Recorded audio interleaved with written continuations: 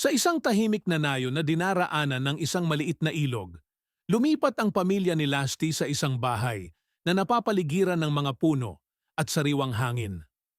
Noong una, inisip ni Lasty na magiging mahirap ang lahat.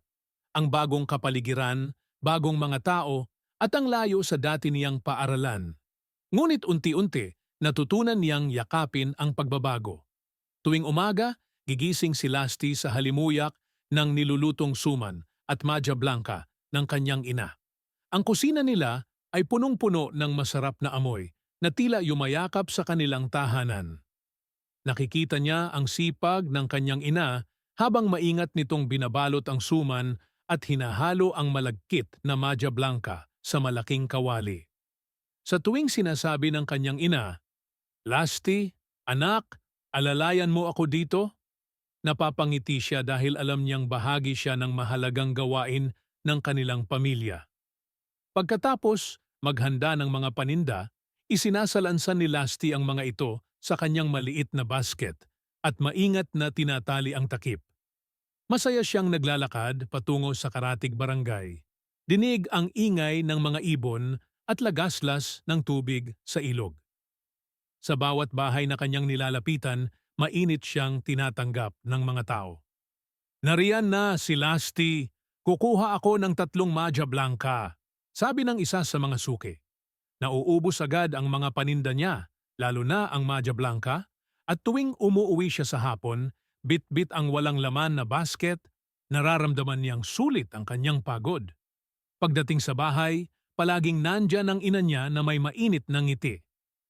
"Ang galing mo talaga, anak," sabi nito habang iniabot ang malambot na tuwalya upang punasan ang pawis ni Lasty. Ang mga sandaling ito ang nagbibigay kay Lasty ng inspirasyon na magpatuloy. Hindi rin matatawaran ang pagsusumikap ng ama ni Lasty. Sa kabila ng init o ulan, ginagamit nito ang bisikleta upang maglako ng asin at paminta sa mga kalapit na lugar. Lagi niyang sinasabi, para ito sa kinabukasan na natin, na nagsisilbing paalala kay Lasty na ang kanilang bawat kilos ay may layunin. Sa gitna ng lahat ng gawain, hindi nakakalimutan ni Lasty ang pagiging bata. Kapag tapos na ang kanyang tanghalian, madalas siyang magtungo sa ilog kasama ang kanyang mga bagong kaibigan. Tumatawa sila habang nagpapalipad ng saranggola, nagtatampisaw sa tubig o simpleng nagkukwentuhan. Sa mga sandaling ito, nararamdaman ni Lasty ang tunay na kasiyahan, ang pagiging malaya at masaya sa kabila ng hirap ng buhay. Sa gabi, habang magkakasama ang pamilya sa hapagkainan, nagkukwento sila ng mga nangyari sa maghapon. Ang kanilang tawa at kwento ay tila musika sa maliit nilang tahanan. Kahit na simple lamang ang kanilang hapunan, ramdam ni Lasty ang yaman ng pagmamahal at pagkakaisa sa kanilang pamilya. Sa bawat araw na lumilipas, natutunan ni Lasty na hindi sukatan ang yaman ng materyal na bagay.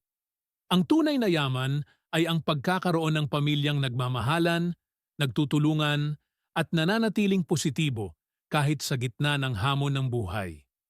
Sa tabi ng maliit na ilog, nakahanap si Lasty ng bagong tahanan, mga bagong kaibigan at bagong pag-asa para sa hinaharap.